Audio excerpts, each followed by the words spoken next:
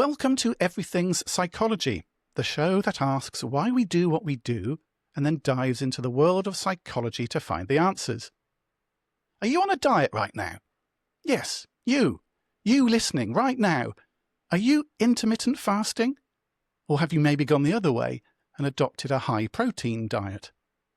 Have you got a shelf full of books to help you shed the pounds and get that summer beach bod? Or are you maybe considering a weight loss jab, such as Ozempic or Mounjaro? When the world seems to focus on the need to have a fit and a firm body, what is this doing to people's self-esteem and their body image? Weight loss is an area overfed with myths, fads, and some ridiculously bad science. So I've asked two brilliant guests to cut through all of the noise, share some very frank views on what works and what does not work, and give you practical ideas to get where you want to be. With me are Dr Joanna Silver, a leading psychologist specialising in eating disorders, body image and mental health, and Matt White, author of The Snack Monkey, How to Stop Eating the Whole Packet. Hello, both of you. Hi.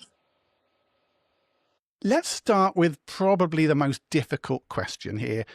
Why is losing weight so hard to do? Jo, what's your thoughts from your side? I think when it comes to our relationship with food, it's very complicated. So thinking about weight, it's never as simple as, well, I just need to eat less, for example, because often people will eat for particular emotional reasons, whether it's eating for comfort, whether it's eating for punishment, whether it's people are eating, because they're starving the rest of the time. So I think it's really complex in looking at people's emotional relationship with food and also thinking about people's beliefs about food. So often people may have the view, if I've eaten one thing, I've ruined everything. I might as well have the whole packet. Or sometimes there's a morality to food. So eating certain foods are good and eating other foods are good. I believe that food is not moral, but I think having that kind of view means that if people slip, they feel they've done something morally wrong and really beat themselves up. Matt, I think that ties in quite nicely, that idea that you convince yourself morally, ethically, behaviourally that you've done bad things, you've done good things, whatever it is. And I think most of us have stood in front of the fridge at 11 o'clock at night, eating something which maybe we promised ourselves we wouldn't. And in your book, you describe this sort of metaphorical fight with us at that moment. Can you go into that a little? Yeah. So the idea is that there's two systems in your brain. There's one that plans ahead, buys vegetables, gets you a gym membership. I call that the captain. And then there's the other, which in my book is a smooth talking, smiling used car salesman that says, go on, one won't hurt. You've had a hard day, you deserve it. And that's the snack monkey. I came up with the idea based on the things that I'd done over the last, 40 years. I used to be quite fat. I had a 41-inch waist. And so I was the person who was standing in the kitchen at 9, 10, 11 o'clock, looking in the fridge, didn't really feel hungry. I just wanted to do something and I was drawn to doing it. And I'm also the person that would, as Joanna was saying, would constantly beat myself up if I was on a diet or I was trying to be good with my food. And then I'd have the donut at work or I'd have something and I'd feel, oh, hold on, this is now ruined now. And then I would beat myself. And that process is actually the thing that then caused me to eat more of the bad food. Almost, I called it the fuck it button in the book. The little monkey has pushed the button and then I've said, fuck it, I'm not going to eat this. The diet's gone. I'm just going to eat everything now. I may as well eat the whole packet. But the bigger question when you were saying, why is it hard? I think part of reason it's hard to lose weight is the world is actually now massively stacked against us. And we're not just fighting our own self-control, because it's not about self-control. Losing weight is not about self-control. We're fighting a system where foods are designed to make us want to eat it, that bliss point, the perfect blend of sugar and salt and fat to make us want more, the moreish element. we actually train ourselves, our parents train us, and we train our kids that when you have a good thing at work or good thing at school, you go out for food, you go and have ice cream, you go and have treats. We've actually trained ourselves. So the environment is massively stacked against us. Can we train ourselves to have broccoli and want that as a treat? It doesn't quite meet the bliss point, but theoretically you could. I don't see why. It's a habit, right? You could train yourself into that habit loop, but there isn't much reward compared to other foods. You don't get much of a dopamine response from having a piece of broccoli unless you absolutely love broccoli. Yeah. And I think we'll get into the social side or the culture of where the environment, I suppose, of which is around us, which maybe promotes processed convenience, sugary foods more than anything else, I'm sure. But I'm just going back to your snack monkey versus the captain idea, which comes from your book. I mean, that, as a psychologist myself and as a behavioral psychologist, that maps really well to what we call dual process theory, the idea that we do have two mental systems running in parallel. That system one is very fast, it's very automatic, it's very emotional, it's very important. You shouldn't underestimate it because it's pretty much stood us in good stead and kept us alive for hundreds of thousands of years. And system two, which is that slow, deliberative, very rational idea, which is the captain side of it. And I think that idea is interesting. I find that personally interesting because whilst it's a metaphorical idea, there have been people who've tried to map it onto neuroscience with the triune brain theory of the frontal cortex versus the limbic system or what have you. But I also know that people like Lisa Feldman Barrett has written about how that's nonsense. But as a metaphor, it's understandable and it's relational and you can get it. And it's something I think people have got for quite a long time as well, because but going back to Plato, he called it the deaf horse in the team. It's the part of the team that isn't going to listen to you. It's going to go its own way. And often it's quite a strong thing. Marcus Aurelius expressed the importance of the secret force hidden deep within us. And, it's come through quite a lot of things. Even Adam Smith, famous as an economist, wrote a paper called The Theory of Moral Sentiments, where he warned people about the passions against the impartial spectator that goes on inside our own heads. So it's definitely a theory where you're in good company there, Matt, I think. I think that's a great compliment, but I think the reality is I actually took their ideas and I just reframed it. I haven't come up with anything new. It's just, maybe it's more relatable in my way than a deaf horse, although in Plato's time, it probably was relatable then. My way is just a fun, easy to understand way of explaining it. But more importantly, actually, I think the biggest thing is mine is not, I stress the fact there's not a good part and a bad part. They are both part of you, as you're saying. They were both part of you. So when you give in to the negative voice, you're not really giving in to the negative voice. You're just doing a thing. And I think that's the big piece. It's not good and bad, positive, negative. The morality piece that Joanna was saying, it doesn't really exist in this case. It's just things that we do. Some things we want to do, some things we should do, some things we shouldn't do.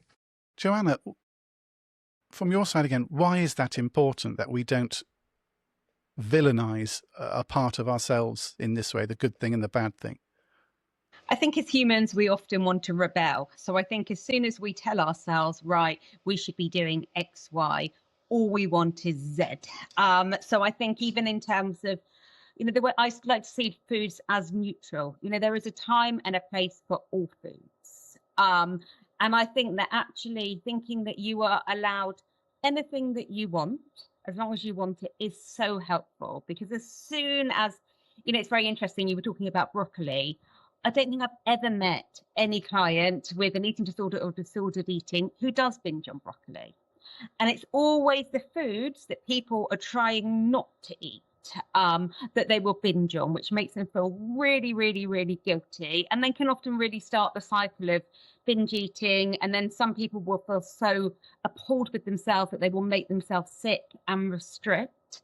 So I think that as soon as we, label all foods as food, as fuel, as a way of connecting, actually they become kind of less less naughty, less and sometimes less desirable. And I think that, as you were saying, that actually approaching your choices with curiosity, if you find yourself that you are eating and you're not hungry, not berating yourself, but thinking, I wonder what the function of this was. And it may be, for some people that they're soothing themselves, and maybe that at that moment in time they haven't found another way to manage their emotions, and to really hold that with compassion. I'm wondering if I guess we do have a problem. You see it in the papers quite a lot, of obesity epidemics or increasing figures. And it reminded me of a Guardian article that I saw, it was a couple of years ago now, by George Monbiot. And basically he started his article by showing a photograph of sunbathers on Brighton Beach in 1976. And if you're watching this episode, I'll put it up on the screen so you can see that photograph now. Now, what Monbiot pointed out was that photograph looked like an alien race, because everyone was so slim compared to when he was writing it in 2018, something like that. Jo, do you think we do have a problem? I think we have many problems, and I think it's important not to overestimate that we have an obesity problem, because I think we also have an eating disorder problem. And I think that often there's, at the moment, there's a huge, the media is talking about obesity. The media is saying we need to be slimmer. And actually, I think that what is not being spoken about is what is the impact on people. And, we are all in different bodies. And I think it's important to realize that we all have different set points. And some people are naturally in a bigger body and maybe really healthy in a bigger body. So I think that as I said, I think we have many problems, but I think that what worries me a lot is the relationship that people have with food and the messages that they're internalizing and what they're then doing to their bodies and minds. Yeah, okay. And you mentioned there that you split a difference out between obesity and an eating disorder. I guess, when does enjoying your food, or even comfort eating, I suppose, change into an eating disorder? When does one end and one begin? Is there a clear psychological line, or is there more of a spectrum? Yeah, I mean, I think it's great if people enjoy their food. We want people to have pleasure from food. Food has often been used to socialize.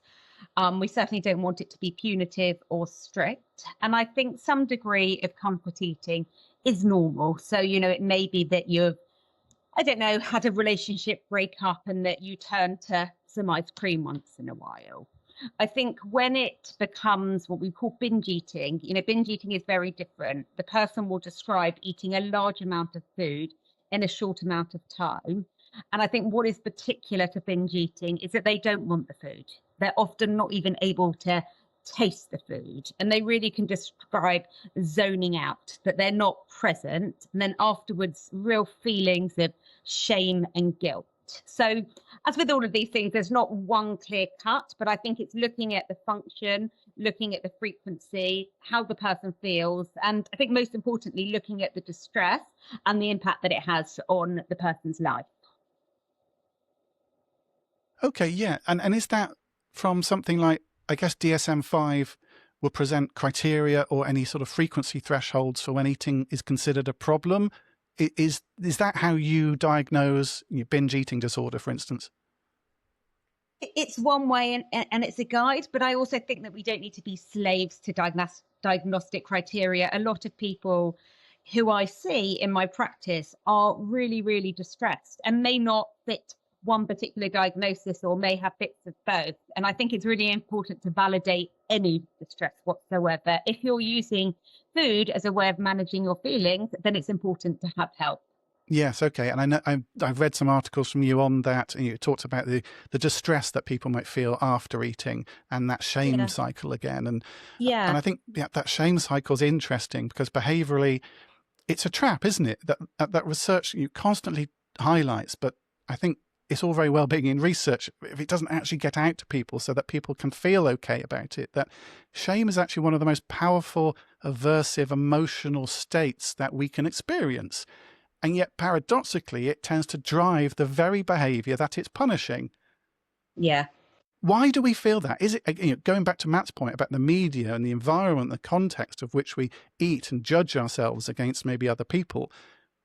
Is that where the problem stems from in a lot of the people that you work with? Yeah, I think, as you said, I think shame is central to eating disorders or disordered eating. And I think perhaps it comes back to, many of the messages that people have received, without meaning to growing up. The idea, going back to, oh, I've been really good today, or I've been really naughty today. And there are a lot of phrases about that have been passed down intergenerationally. A second on the lips, a lifetime on the hips. You can never be too slim. So I think all of these messages are really, really internalized, and that sometimes restricting can be seen as you are doing a good thing, you are doing a virtuous thing, and therefore eating can bring a lot of shame, and eating certain foods and having a particular body type can bring shame. And as you were saying, people then will deal with their shame in the best way that they know, and that can often involve, as we said, binging or restricting or making themselves sick. And then that can bring an absolute, as you said, another layer of shame that I know that this is wrong. I know that making myself sick is, people will have real moral judgments about that. Or, people will say that I feel like, X for eating this amount. And then often then the shame kicks in, and the way that people will manage the shame is then by turning to the eating disorder as a way of punishing themselves. So I think, the people I see are often just crippled by that shame. And I think coming to therapy and coming to group therapy is a really, really good way of, shame wants to be in secret, shame wants to isolate. And when you're with other people and talking about it, it can have a really powerful function of slowly reducing the shame. Yeah. Matt, you've had a very personal journey with weight loss. Is the shame cycle something you can relate to? Definitely. From multiple points. So I also had issues where I was never officially diagnosed as having an eating disorder, but I have a chronic pain condition as well, and I've had it since I was 13. So my relationship with food has been, is purely as fuel to start with. And then as I got older and the pain got worse, I would find myself being sick if I ate. And it isn't even if I ate too much. It's just if I ate, I tended to, at certain times of the day, I tended to have a pain wave and I tended to be sick.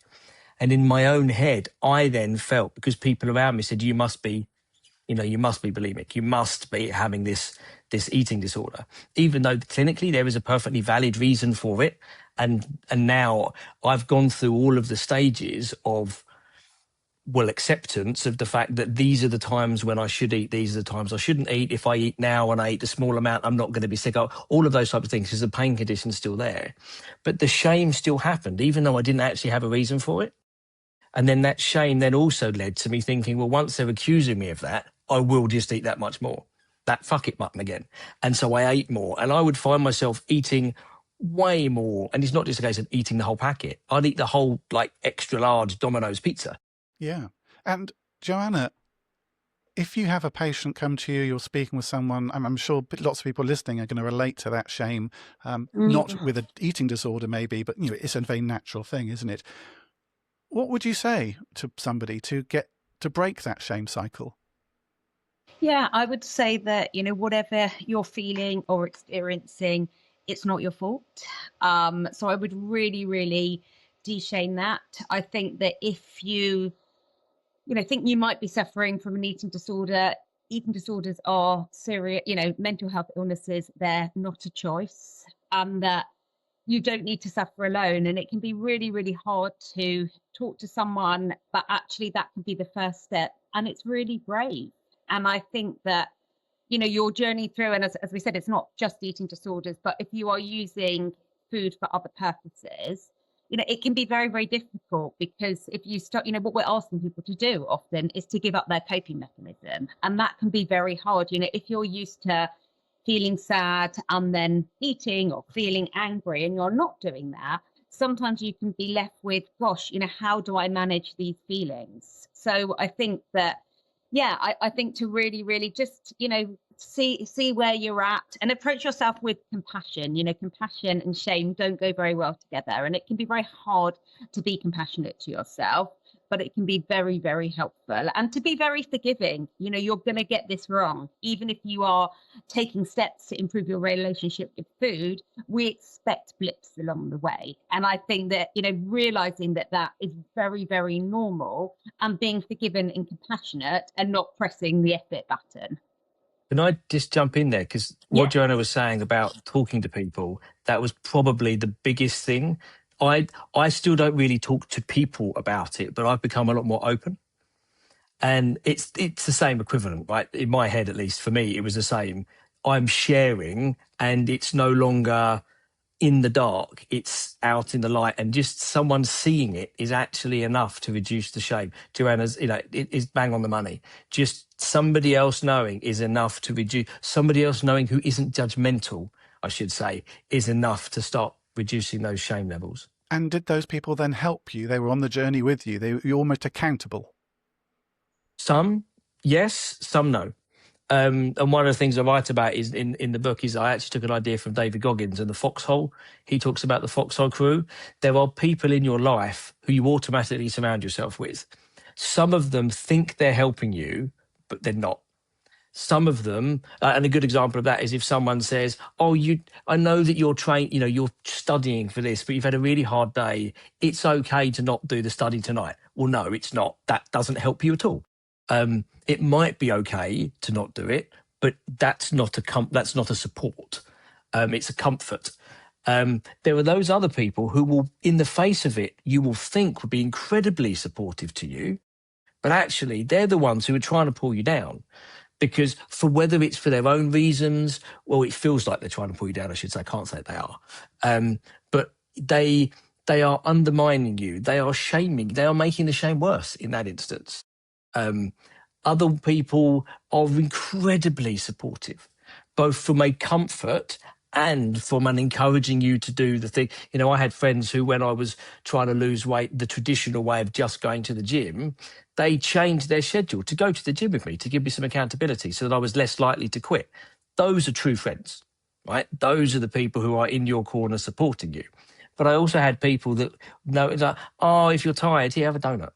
And literally it was that, which is the last thing I want, because that's just going to make me feel bad again. Yeah, it's that difference, isn't it, between that, people can have the same intention that they want to help, but they has that loving intention in the fact they want Matt to be happy in the short term, especially within their company.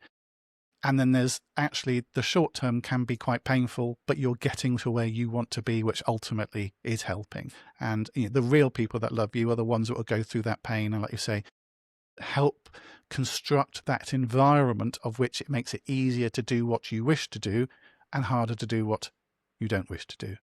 I've come to a slightly different view over the years, which is the people who are comforting you may very well still love you.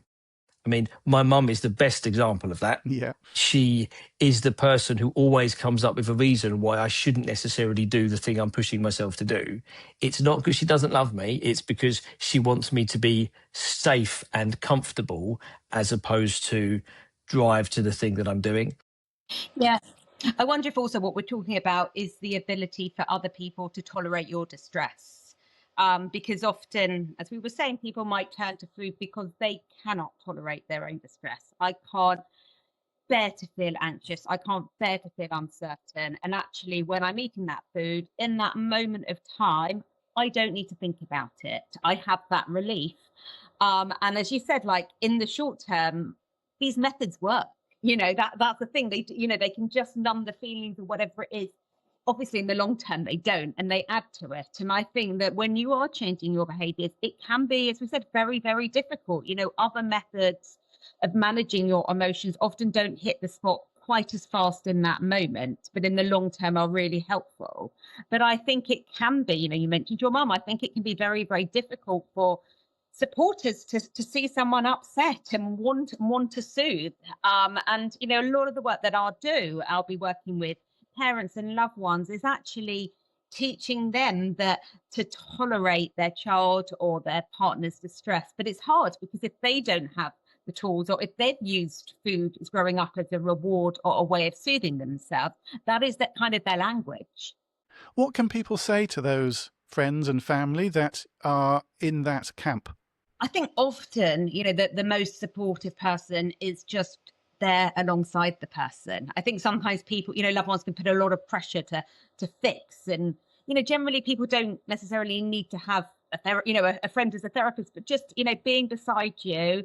And I may not be able to make this better, but I'm here, I think can be really, really containing.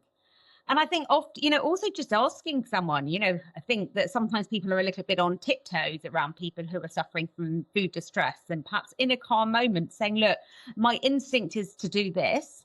How does that feel? Is there anything that I'm doing that is particularly irritating or particularly helpful? Because I think, everyone is different, and to not make assumptions, I would say. I don't know, Matt, if you've got any other thoughts. Yeah, I think that's a big one. Listening, when you're saying just being there, I think listening. But the trouble is, we all want to fix, right? Yeah. If there's someone that we care about as well, we all want to fix the problem. But the best learning I've found for me and for people helping me is sometimes, and anybody watching this who knows me is going to say I don't do it very well necessarily. I always have an answer. Sometimes you've just got to just listen. Mm-hmm. But then also, there are other times where having that tough love, if the person in the right circle, and it's knowing the person, because sometimes for me, I need someone to give me that proverbial kick in the arse because I'm having a bit of a lull, and I know that the second I start moving again, I'm going to feel better. In your book, Matt, obviously you have given your inner demon a character. You've created the snack monkey. When you were losing weight, why did that help? At the time, I'd like to say it'd be a much better sell for the book if I said, yes, that's how I did it. But I realised afterwards that I recognised the voice in my head, and I looked at, habit loops and all of those things. But I didn't really give it, an anthropomorphized monkey in my head. It felt like I had a monkey on my back a lot of the time, but it's a different, and that's kind of where that view came from. That's where the character came from.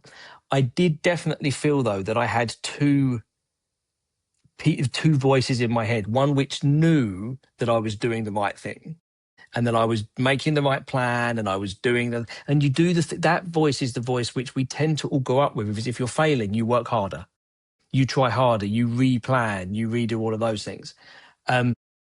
That was the voice that always seemed to be failing. I now know it wasn't failing. It just wasn't succeeding in the way that I wanted it to. And then I had this other voice. It was just like, oh, go on, you can have that biscuit. It's fine. One doesn't matter.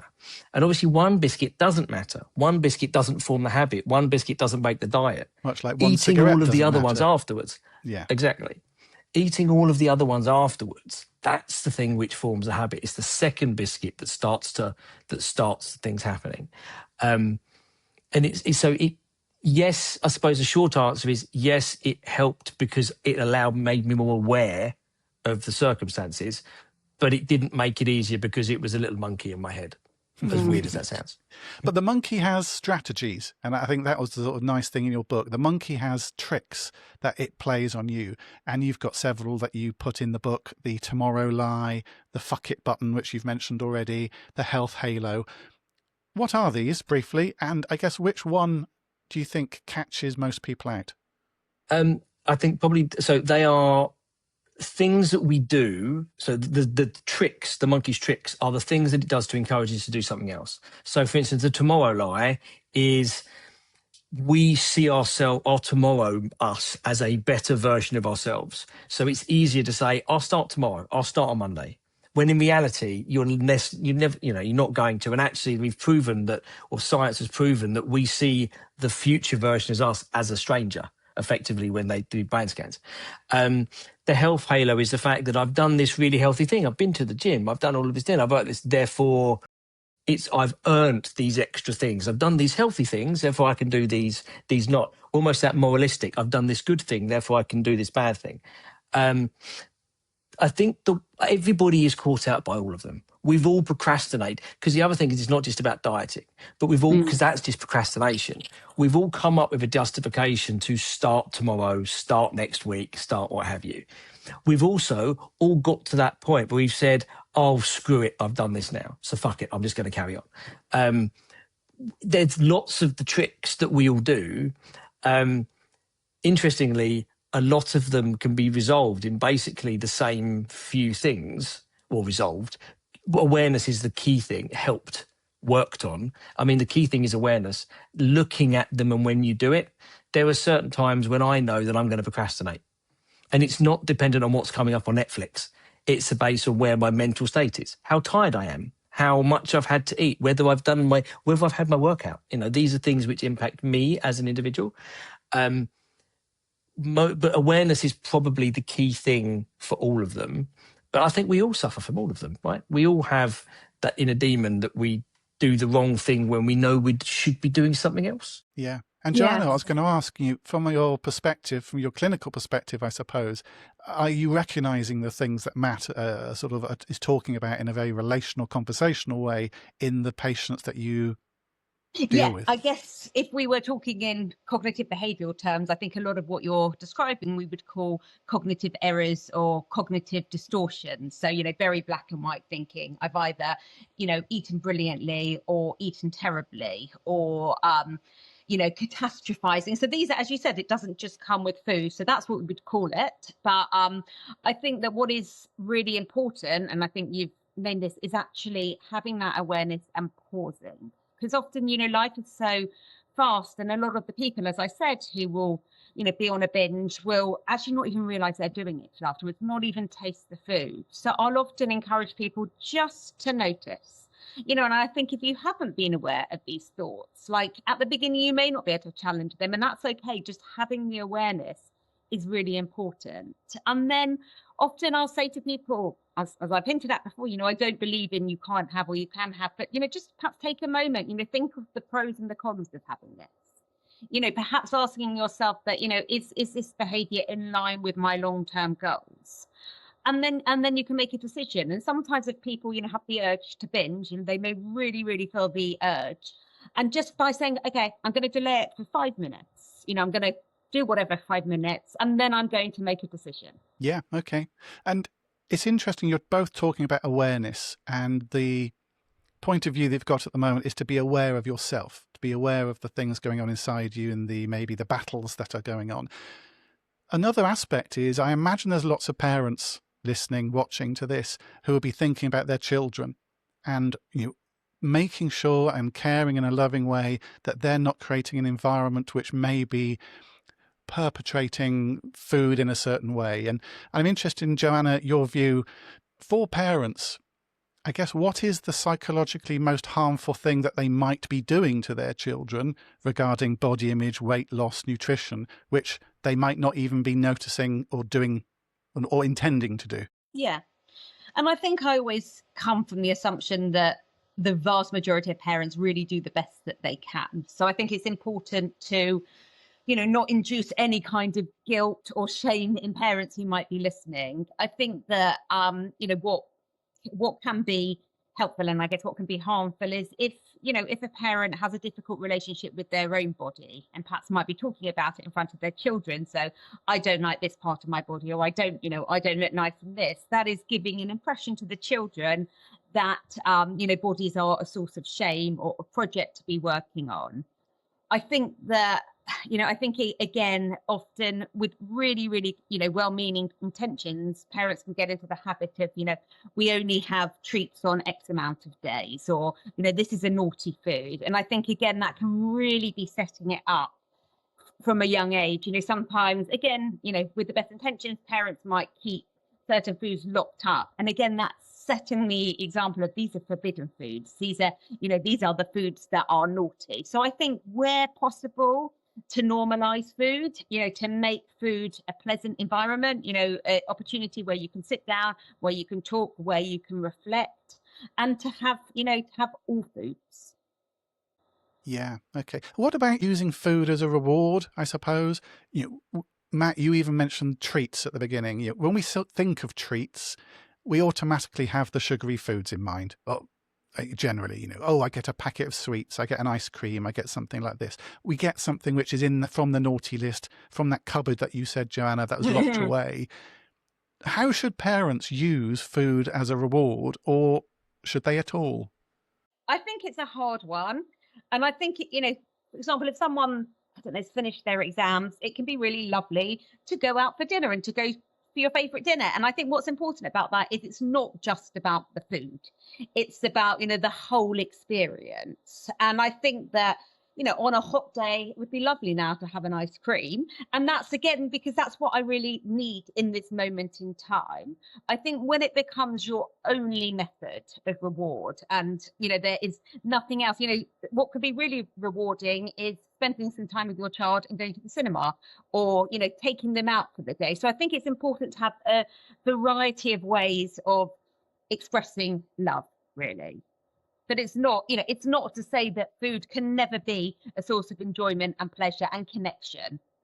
I'm just going to talk about social media because I think that's something people are talking about. They're worried about it. We've recently had it in the UK that the government are going to ban under 16s from social media. So it is something on parents' minds, of course. Is it a factor, Jo, in people's view of themselves and their body image, I suppose?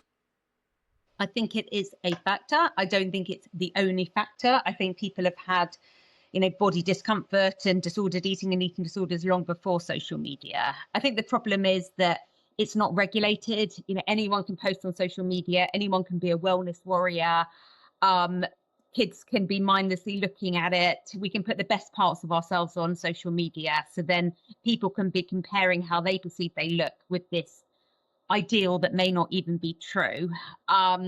So I think that it is a worry. I think that there can be some really good things on social media, but it needs to be treated with real caution. Yeah, fair enough. And I did read in preparation for this that there was some research in 2023 that found that reducing teens' social media use by 50% led to significant improvements in their body image within weeks. So, there are lots of studies, and it's very early days for, I think, of these types of studies, but there's certainly evidence with that. One other thing I've found by just looking at my own social media is the amount of, I guess, health-related social media and influencers, the ones that push a lifestyle which is clothed in these healthy words, healthy eating and healthy supplements, but actually might be over-optimizing themselves. And I know Stephen Bartlett was recently in the papers or being talked about because of his sort of over-optimization of his life when he said that having 3 drinks ruined his... I don't think he said ruined his life. I think he said ruined his next following week, just having 3 drinks and what have you. And he didn't optimize it properly. And the way he spoke about it was so scientific. And it just made me think there's this type of influencer now. And I linked that to an article that you wrote and a topic you're interested in, Joanna, about orthorexia. Yeah. Could you explain what orthorexia is and how that can affect people?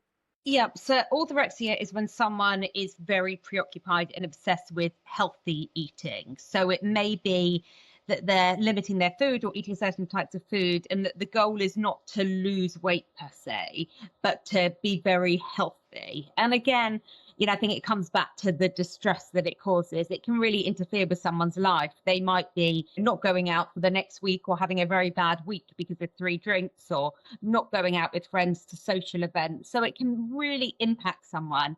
I think sometimes, as you were saying on social media, it can almost feel like a sanitized version of an eating disorder or disordered eating.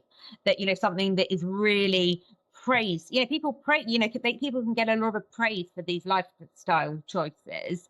But I think, when someone looks at them and tries to follow them, it can really impair their life. Yeah. And I think what struck me psychologically reading about it was that orthorexia is I suppose it's the identity dimension of that. That person isn't just following a diet. They're performing a version of themselves, I suppose, this sort of clean, this pure, this very disciplined, virtuous person. So they've got this identity that. Joanna, does that identity element of it make that very resistant to treatment? Because you're not simply asking someone to eat differently, you're asking them to become a different person. Yeah, I hate the word clean eating because then it implies that, what is the other eating? Is that dirty eating? But I think, yeah, I mean, all of us, it's very normal to want to have an identity. And I think if any of us were also change their identity, this can really bring up feelings of loss and grief and who am I? And I think if someone is known as the person who doesn't eat X or always runs this amount, it can be really, really difficult and can feel quite constraining. And then, what if they do want to go and have a few drinks? It can bring up feelings if I've let myself down. Who am I? And especially if they're posting it on social media, it's like everyone's seen that, the whole world knows about it. So it can be very constraining. I'm just going to go on and talk about some fads, because diets can be fads, and spotting maybe the good ones from the bad ones is very difficult for people. Matt, from your personal point of view, when you self-identified as being overweight, did you go through these diets? Did you sort of look at the cabbage diet and all of these things? Or did you try to avoid those? No, I was like everybody else. I tried, Atkins. I tried this. I tried that. And even now. So at the moment, I carb cycle, but I don't do it as a diet in that way. I do it as a training thing, and I think that's an important thing. All of the things are taught. Well, not all of the things. Some of them are truly fads, but a lot of the things out there are actually valid tools for weight loss, for training, for muscle increase, depending on what your goal is. Even even the weight loss jabs, if they're being used for the right people in the right way for the right period of time, there are advantages to them. The problem is that there isn't a magic bullet, and all of the fads, really, they sell themselves as this magic bullet that if I eat this or I do these things, I'm going to get the magic life that comes at the end of the rainbow. And the reality is that's just not the case. I remember there was one that I did try, the gallon of milk a day diet, where basically you got all of your protein and fats by drinking a stupid amount of milk a day. And if you worked out a hell of a lot, you bulked up really quickly. It wasn't sustainable as soon as you stopped drinking the milk. And actually, after that much milk, you feel quite rough anyway. I was going to say, yeah. And maybe that's the phrase rather than fad, non-sustainable diet. Joanna, from your point of view, I know that was Matt's personal story and narrative for how to get where he is now. When are people listening to this? What would you say about trying to spot a non-sustainable fad diet to something that actually might work? Yeah, I mean, I guess I don't even think in terms of the word diet. I would more think about improving your relationship with food. So I think that what we ultimately want, and I know it can be a real journey to get there, is people able to eat intuitively. And often that sounds very easy, but actually often people cannot eat intuitively. They don't know when they're hungry. They don't know when they're full. So I think that, yeah, and of course everyone's journey can look a little bit different, but I think really, really, taking the time to pause, what is it that I actually want in this moment? Is it, food? And it may well be, and that's good. And then I would really encourage people to be able to enjoy it. Or actually, is what I want in this moment some connection, some soothing? And I think that that is, a really holistic way of thinking about moving forward and being in tune with your body. And I think, for some people, it may be, accepting, the body, the ideal body that some people want, that it may not be possible to get. We all have a particular set point, and we may never look like those people on Instagram. And I think a lot of that is accepting that, this is my body and this is the place that my body works best. And Matt mentioned there, probably the elephant in the room, the fairly new weight loss jabs, the weight loss drugs, Ozempic, Mounjaro, and what have you. Joanna, can you talk about, I guess, what weight loss jabs are and your view on them? Yeah, so as we said, they're relatively new. They were first designed for treating obesity and diabetes, and they can make the person feel hungry in a quicker way and reduce the food noise. I think it's really important to not be black and white about these, weight loss jabs. You hear people who think that they're the best things ever. You hear people who think they're worst things ever. I think there is, as you said before, Matt, I think there is a real time and a place for them. For some people, they've been life changing. And, some people in bigger bodies have received a lot of shame, a lot of prejudice, a lot of misunderstanding as they've been growing up. And actually, this can really, really help them. And I think that is absolutely fantastic. I think the worry is when they're being used by people who do not meet the criteria. So people who are normal weight, who are misusing them, that's really worrying. And when people are not getting the proper psychological help to change their relationship with food whilst being on them, that again is a worry. Is it that when people are using such drugs, they should really be using it in combination with something, a more behavioural aspect which changes their relationship with food, not simply relying on this to put the earmuffs on the snack monkey and then you get the body you want because you're going to come out the other end not really having learned anything? Exactly. So ideally they should be used in conjunction with other support so that you've got those tools when you can stop the jabs. Yeah. Matt, if Ozempic was around when you were going through your journey, do you think you would have come out as strong as you are today? No, definitely not. I probably would have ended up taking it, right? But I don't think I would be as strong as I am today. Resilience and strength comes through effort. From a scientific, from a physiological perspective, you have to work the things to do it, to build up the resilience and the tolerance. And if it had just been an easy thing that I could have taken it and that would have been that, then I wouldn't have had the strength, the mental strength, the fortitude, the resilience, the physical strength. I just wouldn't have had it. Yeah. I'm going to ask you both some quick fire questions, if that's all right. I'm going to start with you, Joanna. BMI, useful measurement or harmful myth? I think that there's a time and a place for it, but overall it needs to be used in conjunction with other things, and it's certainly not the be all and end all and does not tell the whole story. Calorie counting apps, therapeutic tool or toxic habit? I think overall, I think they can be very dangerous because I think they can make people really obsessed and not being in tune with their body and what their body needs. The diet industry, genuinely helping or exploiting people? I think if it was genuinely helping, people would go on one diet for life and never need to go on again. I think it can really distort people's relationships with food and their bodies. One food you would prescribe for mental health?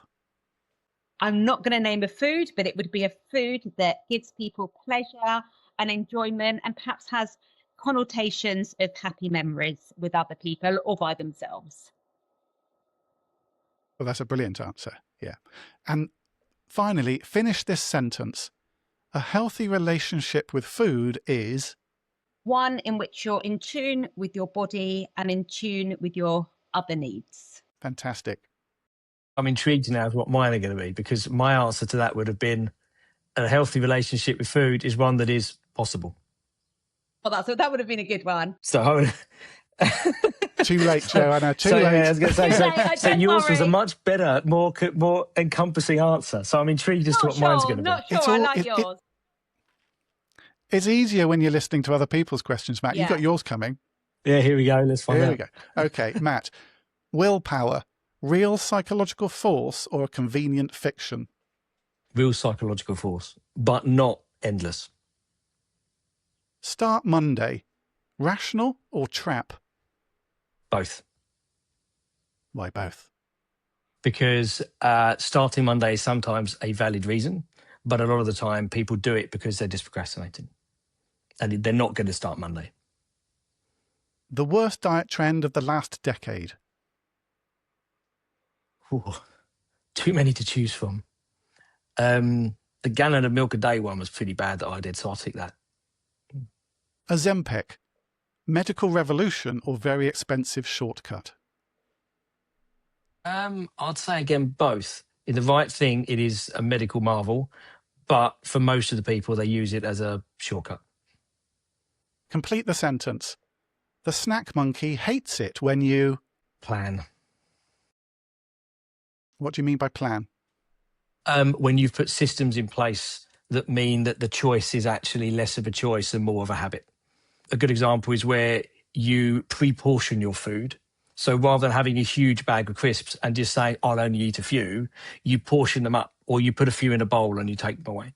A couple of closing questions for you, just to sum up, really. Matt, you've talked about how you personally went from a 41-inch waist to a 34-inch waist, not through a diet, but through the techniques that you've established in your book.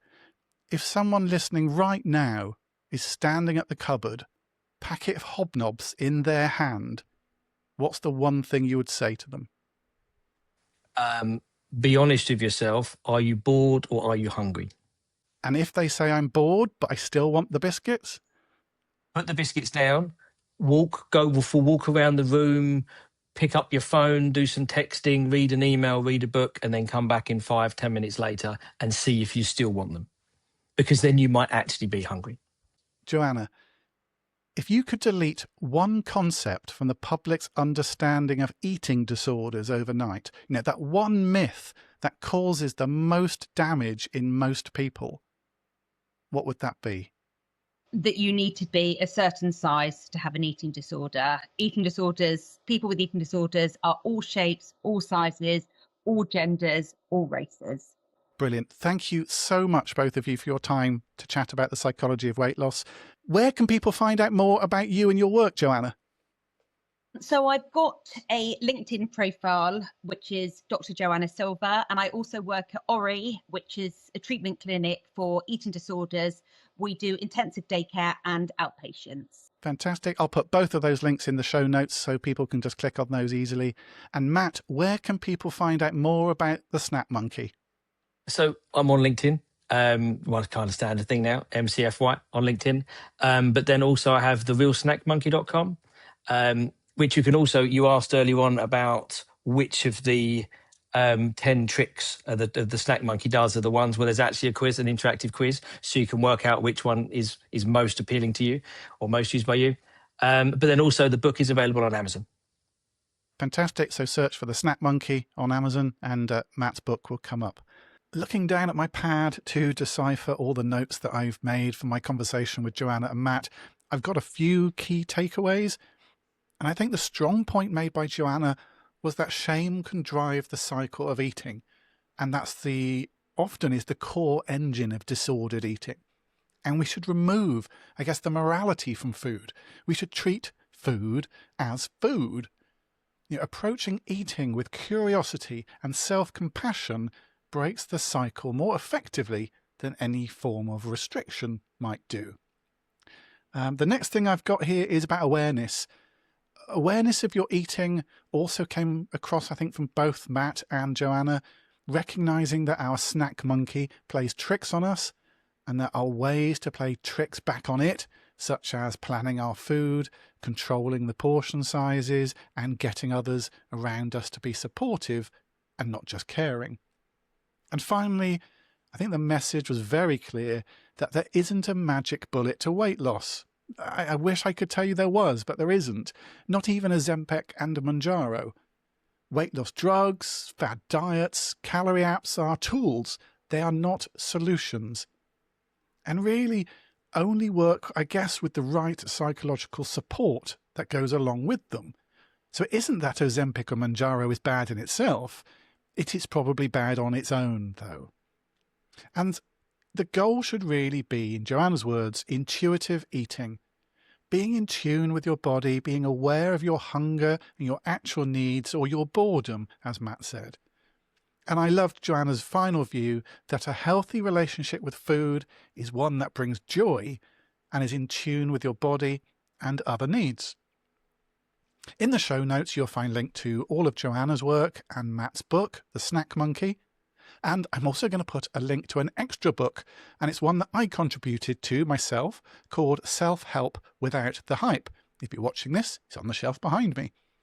It's actually a short story by Robert Epstein, and it's a conversation between an uncle and his nephew, and it basically encapsulates pretty much everything you need to know about forming healthy habits, whether that be losing weight or biting your nails. And you can read it in like 20 minutes is a very short book as well, but it's one of those books I was very happy to write the foreword for, because it just embodies behavioural psychology in a very accessible way that you're not going to think you're being lectured to in any way. Finally, I'm going to do a little cheeky plug of my own. My own book, called Behaviour First, will be out on October the 29th, and that tackles why we often fail to do what's best for us and what to do about it. You can go to behaviourfirst.co.uk and you can find out all about it, and you can even sign up for the chance to win a free physical copy, and I'll let you know or remind you when it's out again, and you're probably going to hear me banging on about it a little bit more in all the future episodes as well. Thank you very much for listening to Everything Psychology, this episode on the psychology of weight loss. I'll see you next time.